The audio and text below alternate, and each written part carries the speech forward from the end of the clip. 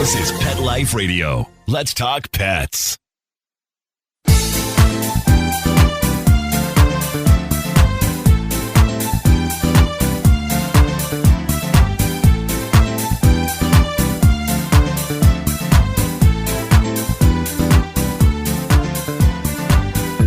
Hello, my fellow cat-loving friends. I'm scared of this podcast today. I'm 99.9% sure I'm going to cry. You already have cried. Probably ugly cry. We have Dianne McGill here today from petpeaceofmind.org. I worked for hospice for quite a few years and helped people pass. I had hospice in my home. What happens if you need hospice and you've got your cats at home? Are the hospice workers going to take care of the cats? There's some very important information here. We'll be right back as soon as we have a word from this sponsor. Take a bite out of your competition. Advertise your business with an ad in Pet Life Radio podcasts and radio shows. There is no other pet-related media that is as large and reaches more pet parents and pet lovers than Pet Life Radio. With over 7 million monthly listeners, Pet Life Radio podcasts are available on all major podcast platforms. And our live radio stream goes out to over 250 million subscribers on iHeartRadio, Odyssey, TuneIn, and other streaming apps. For more information on how you can advertise on the #1 pet podcast and radio network, visit PetLifeRadio.com/advertise today. Let's Talk Pets on PetLifeRadio.com.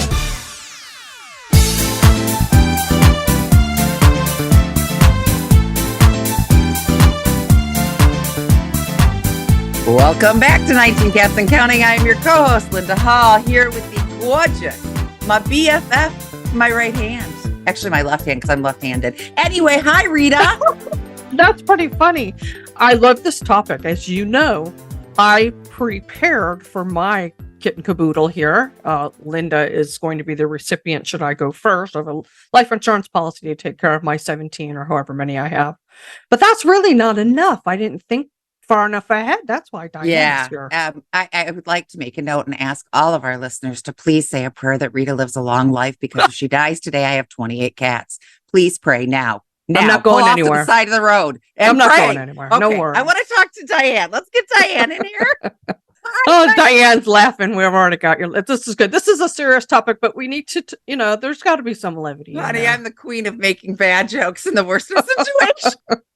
I love that you ask people to pull over. All over right now. Pray. 28 cats. My husband will leave me so fast, Dianne. It's not even funny. No, he'll stay with her just to make her life miserable. I feel like 28 cats is a little bit of a detour driver. Yeah, I used to have 20. I had 19 for a long time, hence the name of the podcast, 19 Cats and Counting, because somebody wrote an article about me and said that, that's a good name for the podcast. Yep. So what happens to my 19 cats when I pass? What do most people do or not do when it comes to their pets, and not just cats? Well, prior to the launch of our initiative, and we do hope that this is a game changer nationwide, we did this because of the question you just asked, Rita. What does happen?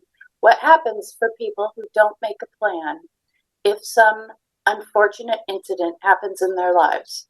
Is their pets most often end up in a shelter to face an uncertain future. Sometimes, as you both know and live every day, sometimes they get rehomed, but lots of times they don't.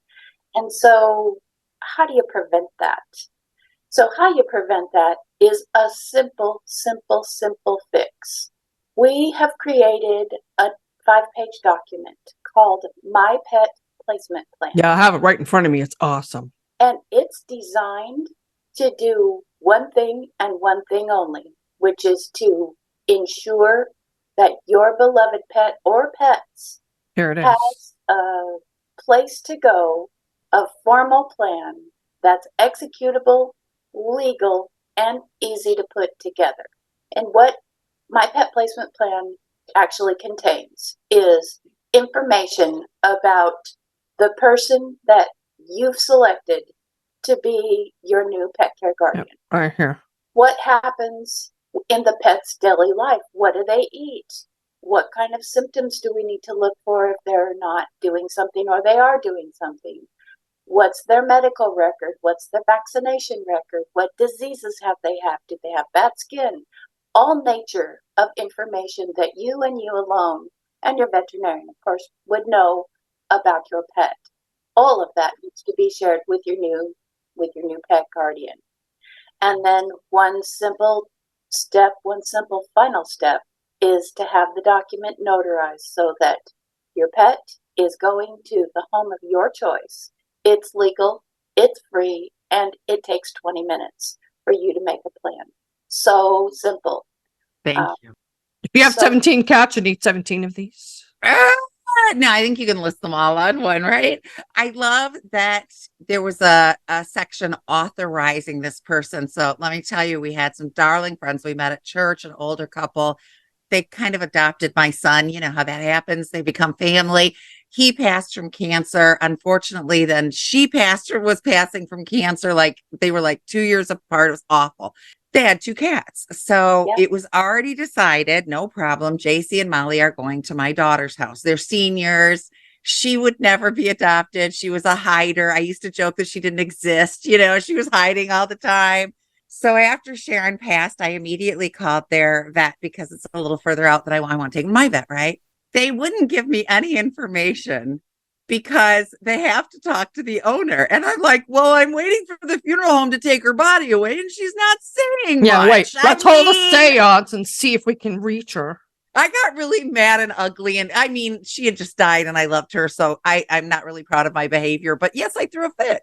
And it was the most Did they finally frustrating give you thing. access, Linda? Did they? Yeah, it was quite a fit. But yes, but that's they did. painful. I mean, that's painful for the person who's trying to help, and it's so easily avoidable.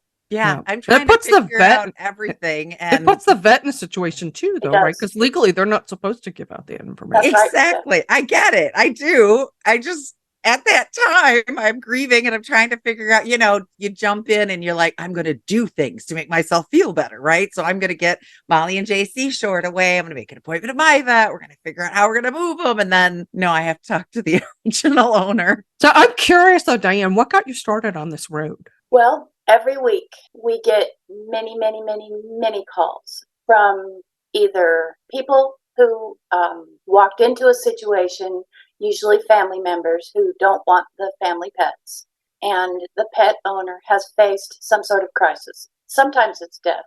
It's not always death. And I think that's the most important thing to keep in mind, that no one knows when a calamity is around the next corner. I mean, I don't mean to be doom and gloom, but No, but it's true. happen. It's- You leave the house in the morning and you're in a great mood and everything's going great, and wham, you're in a car wreck. And what's going to happen to your pet? Because you're not coming home for a while. So it's those kinds of things. So every person who owns a pet, no matter what your age or health circumstance is, make a plan. And Rita, to your point, that's why we did this. We got so many calls from people who said, I'm dying and I don't know what's going to happen to my pet. No, I know. I've seen Or that on the people internet. Mhm. Who, again, walked into a situation. My best friend had an accident. My best friend, sometimes it's desertion. My best friend, had a mental health breakdown and isn't around anymore or isn't going to be around for a while. It's everything. It's every major life calamity that one could imagine, that you need a plan for. It's one plan for all circumstances. This is How many people, when we owned Just for Cats Pets in England, how many clients do we have that were already in the hospital that would call us because they had no one to go feed? Sometimes their cats hadn't been fed in like 3-4 days because they didn't expect to be in the hospital. Special needs cats. And well, my son-in-law, the EMS came and took him one day. He spent 26 days on a vent in a coma with COVID and died. And even if he had gotten back, I mean, he was 38. Nobody was planning Completely for that, unexpected. right? Nobody was planning for that. Here's another scenario that's all too unfortunately common. Someone is in a domestic violence situation. They go to a shelter and they cannot bring the pet. And now the abuser claims ownership of the pet. This is an easy way to fix that too. So it isn't just death and illness. That's a very good point. Homelessness, domestic abuse, mental health situations, pick one. So solution here. So let me ask you, I know that you're working with hospices. I want to hear more about that, the interim, because we know that these animals, and I shared with you that my former husband, who had passed in 2002, had a dog. They were very bonded. I sometimes feared he loved her more than me, but we won't talk about that now. And she was very important to his death process. And my daughter and I both worked as nurses' aides for a time. And my daughter had a client with a Bengal cat who was mean. Okay, we know no cat's really mean, but it's aggressive because it had issues. And so they were doing the best they could, which they didn't have to. It was not a requirement of the agency that sent her, but they were doing the best they could to try to feed this cat. But the cat's lunging at them, and I'm not sure I would have said, sorry, I'm out, right? So this was way before we were behaviorists. Yes. Yeah. So now what happens? Okay, I found somebody to take my cat after I die, but what if I'm on hospice for 6 months? I want my kitties to lay with me in the bed, please, Dianne. Yeah, we have a solution for that. So pet peace of mind, our core work, starting my pet placement plan is something that we were compelled to do for every pet owner.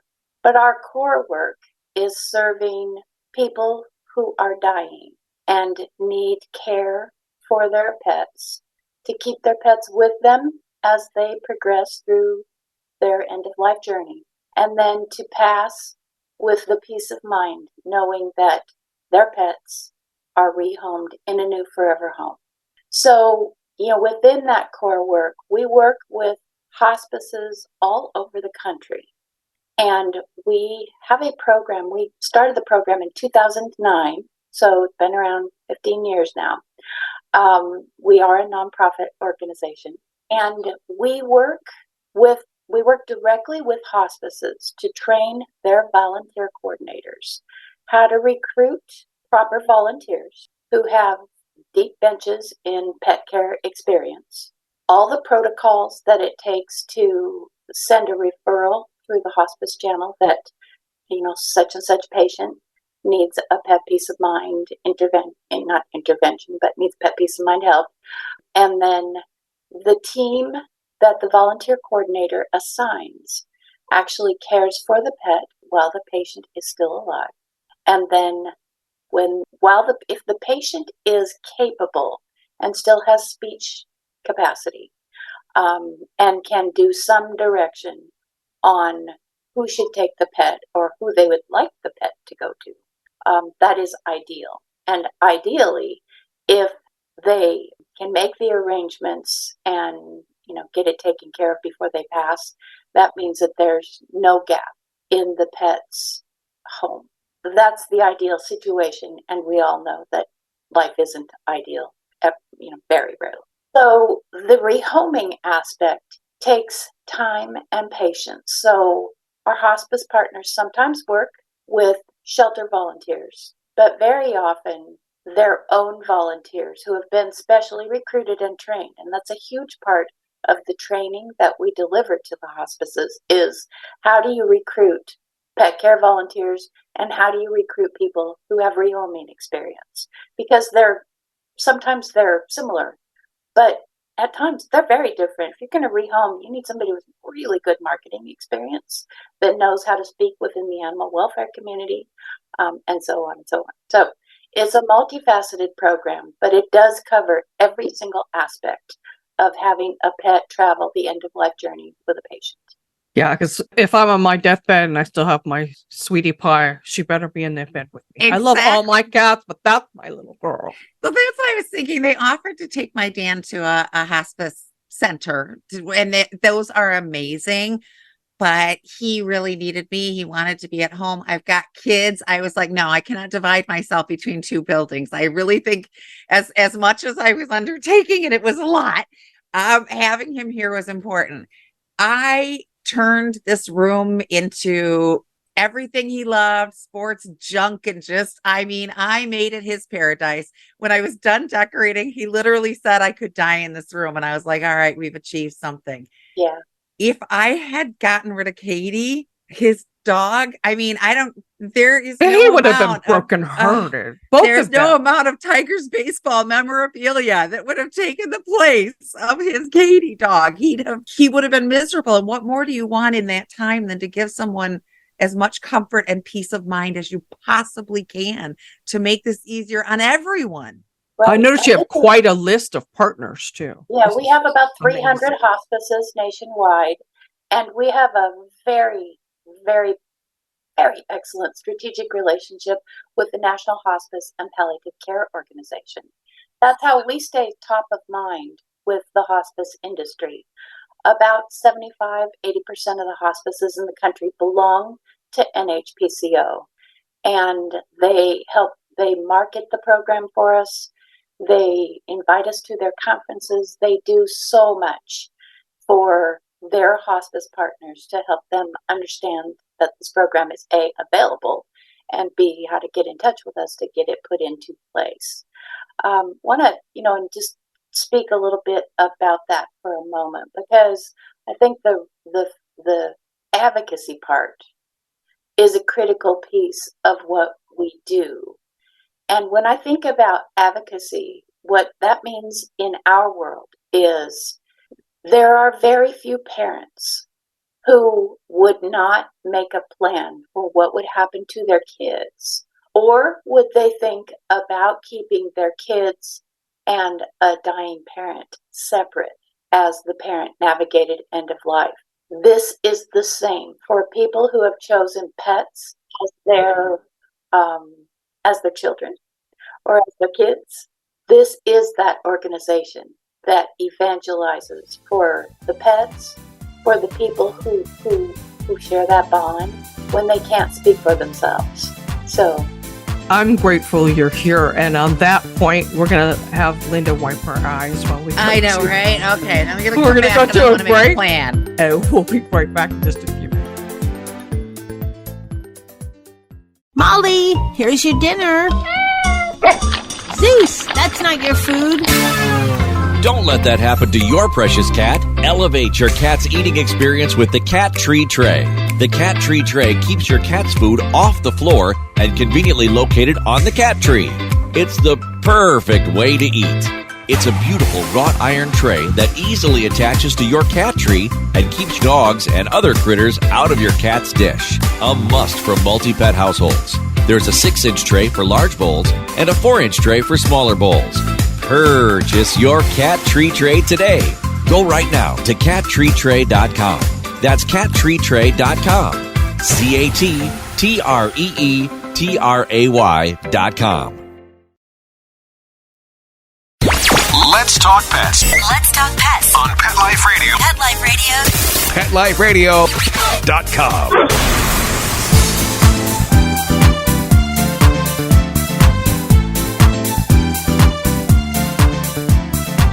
And we are back with 19 Cats and Counting, the weeping Linda Hall. I'm sorry, honey. I'm trying It's a nerve so hard. for her. And Dianne McGill of My Pet Placement Plan, which is something that it's pointed out a lack in my plan because I don't have that document and I need to fill that out. Yeah. I think too that you need to be specific. If I just say, will you take care of what happens to my pets? To someone else, an appropriate response to that responsibility could be making sure they get to the Humane Society. Right. Yeah. Are you going to keep them? Are you going to rehome them? Is that okay? What more do we want when someone passes than to know their exact wishes on everything, right? Oh, yeah. We had a client in pet sitting that she wanted her cats. She had terminal cancer and she knew. And she wanted her cats to go to one of our pet sitters. And I was the only person she told. So when she passed, she's in LA. I had already moved back here. I just happened to find out by accident she passed, and I was able to intervene just in time. I mean, her friends were getting ready to put those cats in the shelter. Right. So, had I not been watching, those cats would have ended up in the shelter. I think it was divine intervention that I even noticed the post about her passing right on the day they were about to take the cats away.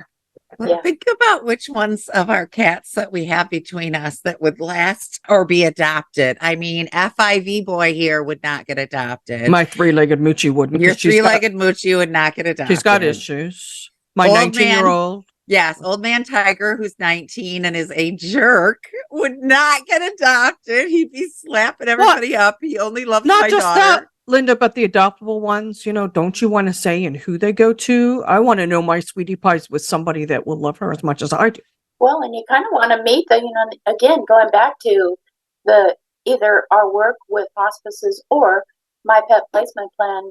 Rita, that is a really important point that you make, because you do want to know, who is my pet going to be living with? And Linda, your point's a really good one too. And what does that mean that you're going to take care of my cat? I want to know that it's going to be in your home as a bonded companion with you two, not ending up for some random place or in some uncertain future, because that's what you thought. Yeah.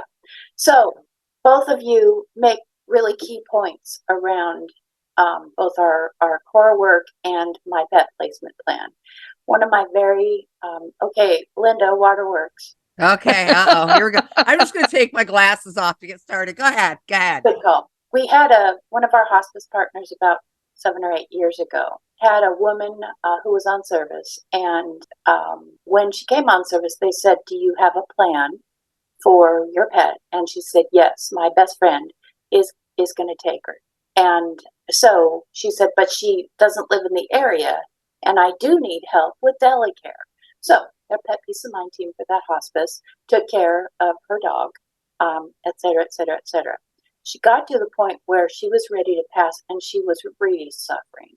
And finally, the hospice nurse said, "What's keeping you here? What's holding you that you can't cross over?" And she said, "My best friend changed her mind about taking my dog, and I cannot go until I know where she's going to go." Oh my God. And so who would do that to their friend who's dying? Right. That's a really good question. And so they had a very robust Pet Peace of Mind following, and they put the word out in their Pet Peace of Mind following. And within a couple hours, someone stepped up and said, "I would really like to meet this dog.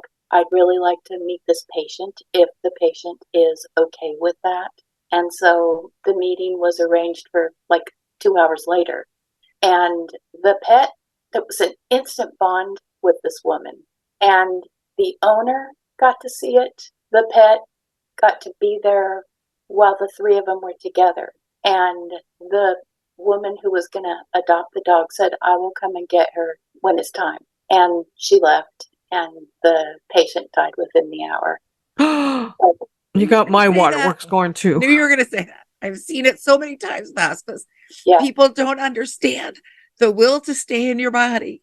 Yeah. I have seen people with no blood pressure even palpable, and we're like, "How are you alive?" They're waiting for that kid to come home. They're waiting for Christmas. They're waiting for, They're waiting for something. They're waiting for that last thing that they need to do while they're on this earth. And what a horrible thing to be fighting. I mean, my husband and I, and that's one of the reasons I'm grateful that he had a long death. If that sounds horrible, I'm sorry. Because we talked about everything. The man wrote his own funeral. He picked his hymns. He picked his pallbearers. He wrote a letter to be read. He ran the show. And he, we talked, and he said, "I'm worried about you." And I said, "I'm going to be okay." And he needed to unburden himself of all of that. And it was my job to take that and assure him, we got it. We're okay.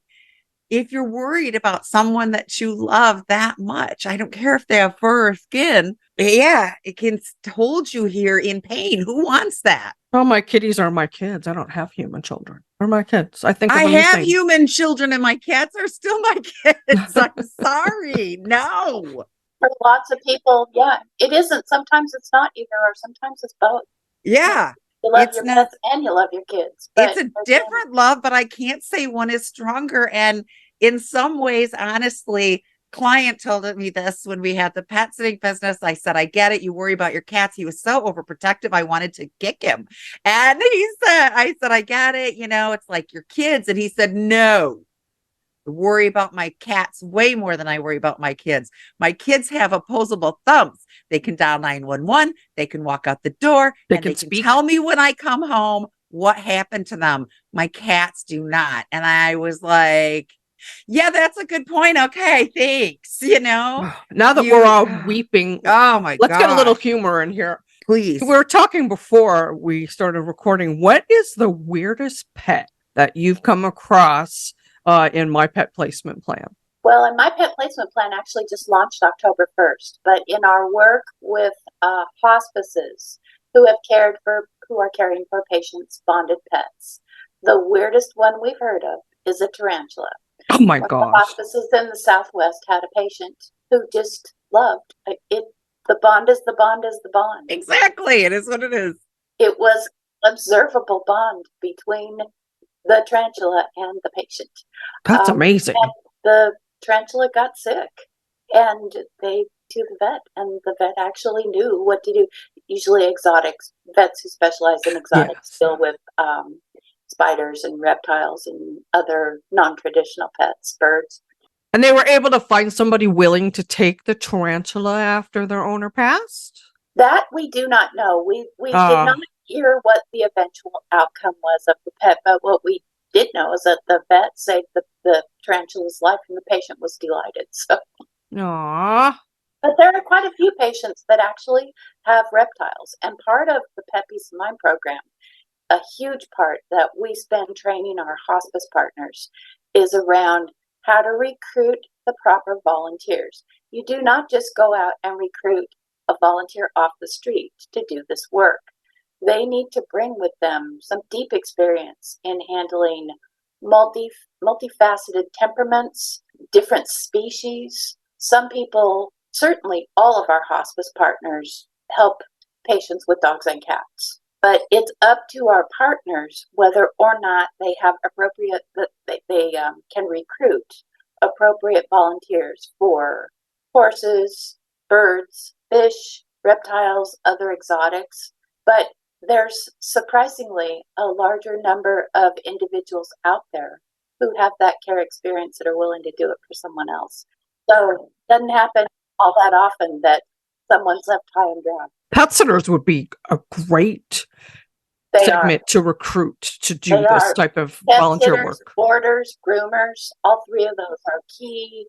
They're key recruiting groups. You're exactly right, Rita. Those are where we encourage our partners to draw from, and also vet techs. Vet techs make fantastic volunteers. And then every Pet Peace of Mind program needs a consulting veterinarian, because volunteer coordinators, once in a while you have a volunteer coordinator who has really, really deep pet care experience, but often they can get into situations where they're not sure what to do, and having a consulting vet as one of the volunteers, they've got a safety net where they can pick up the phone and make a call and say, hey, here's the situation, what do I do? So the consulting vet with every program is not a treatment vet. It's an advisory role that, again, provides that safety net.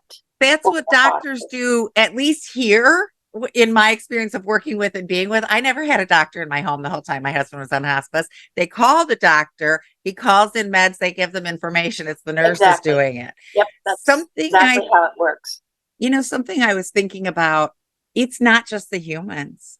Your pets need to be able to say goodbye. So my friend that I told you about that had the cats that my daughter took, her daughter had a dog, Sophie, who loved his grandma, and she loved Soph. So Cheryl came to stay the last couple of days of Sharon's life, and she brought Sophie with her. And Sophie kept coming over to the hospital bed, using her nose to move the blankets over, sniffing Sharon's hand, licking it, and walking away. About 5 minutes after Sharon died, Sophie came in the room, looked at her, paused for a minute. We pulled the blanket off her hand. Sophie kind of walked up, didn't even touch it, hung her head and walked away. If Sophie hadn't been there, where's the closure? Where did Nana go, right? And if this is, a little different being a grand dog, but if this is your animal who lives on your shoulder 99% of the time, where did mom go? Right. Allowing that animal to be a part of that passing and to know that you're gone and stop looking for you is huge in helping the animal to recover after the passing. And so, Linda, that is a really, really key point for anyone who's hearing this or watching it. A lot of the work that we've had to do since founding Pet Peace of Mind is advocacy and changing the national conversation about the importance of pets at the bedside and the importance of easing the anxiety that patients feel around what's going to happen to my pet. So prior to Pet Peace of Mind, hospices very often said to patients, we have no capacity to care for your pets. So you're going to need to rehome them and find a place for them. We can't care for your pet, and you're too sick to care for your pet. So you need to make a plan and find a place for your pet. Absolutely. No, 1,000 times no. So thus, Pet Peace of Mind was born. And that's exactly why Pet Peace of Mind was born, is that reason right there. No one should be forced to give up a pet at the most critical moments of their life. And so when my daughter's husband passed from COVID in 2020, she came to me and she said, I can't afford the bills without Sebastian. And, my kids are always welcome home. I'm not sure my husband feels that way, but I do. And oh, no, he does. He does. Brian's a great guy. Problem is they had 4 cats. We had 7 cats and a chihuahua. And a dog. And so many people have said, I cannot believe you allowed her to bring her cats home. And I'm like, look, it was a nightmare. It was the last thing on earth I wanted to do. What the heck is wrong with me that I would look at her and say, I'm sorry, your husband's dead. Now give up your babies, right? So they came home and it was tough, but we did it. But not everybody. She still thanks me regularly 3 years later to this day. Like, what would we have done? Where would we have gone?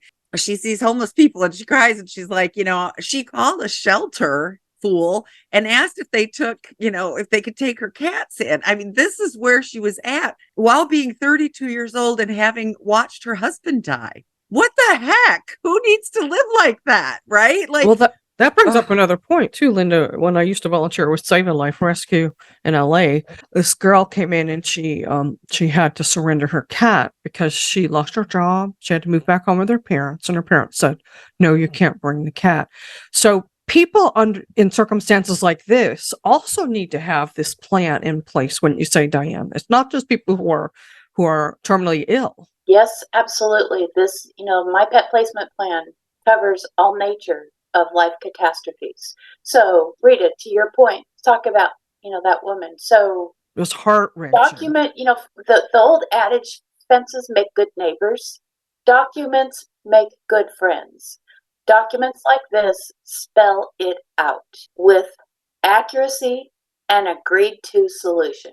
So let's talk about your friend who, let's say that she'd had a friend who was willing to take that cat. Now the friend gets bonded to the cat. The document covers, if the pet, I get back. Oh, then they want it back. Yeah. I want it back. I have the right to take my pet back. So that's a good point. It's an important distinction, whether someone uses our document, which is free, and it's always going to be free, but whether someone uses our document or incorporates a pet plan into their estate plan or whatever, make a plan for what's going to happen to your pet if something happens to you. And talk to your friend about it. Don't just assume, oh, Joni loves cats. She'll take my cat. Yeah, don't Joni assume. may not agree when the moment happens. Or Joni's husband might say, no, we have enough pets. Too. I mean, I love cats, but under any other circumstances, when I've taken 4 in to add to my 7 in a Chihuahua, no. Yeah, she wouldn't have voluntarily had 11. No. 11 and 17. Don't do these numbers at home. Exactly. So that I did ask this question earlier, but I think I was laughing. If you've got multiple pets, you need multiple documents, or you just one? You do. Okay.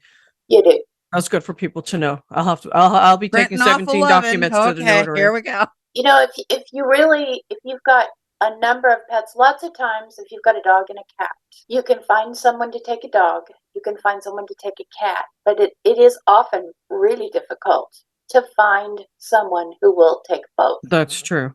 So, if you, in your case where you've got multiple cats, if you know someone who's going to take multiple cats, you can spell it out in the document. I gotcha. Place to, Yeah, Linda gets them all. You could But say yes. I'll just if go there's Linda. lots of cats or lots of pets, maybe 2 are going to go here, 3 are going to go there. Gotcha. Diane, are you saying that our average listener doesn't want our 11 and 17 cats? Come on, Pretty people, sure. speak up out there. You I'm want pretty them, sure, right? Linda. Not without the insurance policy, so I'm all set, Linda. I don't know about you. True. I'm relying on the kindness of my friends and family. Good luck with that. And that's a good point, That's too. the point. If you have 1 or 2, okay, although it still might be a good idea to put a little money away for that right after adopting Sharon's 2 cats, Molly and JC. JC had an ulcer in his eye, had a surgery, didn't hold, had to have the eye removed. It wasn't cheap, people. So you might want to put a little something. And if you're taking on 17 cats, thank you to my best friend for putting an insurance policy with that, because I will take them, but I don't know how I'm going to feed them. So I got you there. Let's stop here because that's an important component of my pet placement plan. There is a financial planning component of this that you can complete and make even financial arrangements for your That's pet. amazing. Yes. So complete that part too, and that's part of the document. Because again, Linda, you make a really good point. That's an important consideration. If someone has all the love in the world but zero cash to do, and especially if they're taking on a pet that's got a lot of health problems, as a pet owner, you have the ability within this document to make that financial plan and ensure that your new guardian is going to have the resources needed to care for your baby. In other words, get that insurance policy, baby.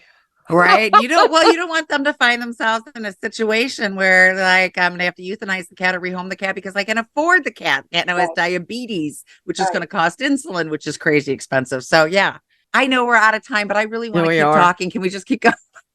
We would love to have you back again. If you have any special events coming up, that would be awesome. And we want everyone to remember this is a nonprofit organization.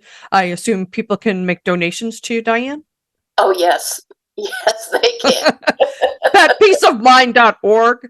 Visit their website, read all about their programs. Get yourself the pet placement plan, fill that out, get that notarized, make sure that your friends know. It's what's going to happen to your pets. Where should they go when you pass? And Linda Hall, of course, I'm always so grateful that you're here. My right-hand gal. I enjoyed my time with you. We enjoyed it too, so Diane. And we learned a lot, and I hope everybody listening, this is such an important topic to please take it seriously. Mark Winter, thank you so much for our spot on Pet Life Radio. And remember, folks, every single day is Catterday. We'll see you next time. Let's Talk Pets, every week on demand, only on PetLifeRadio.com.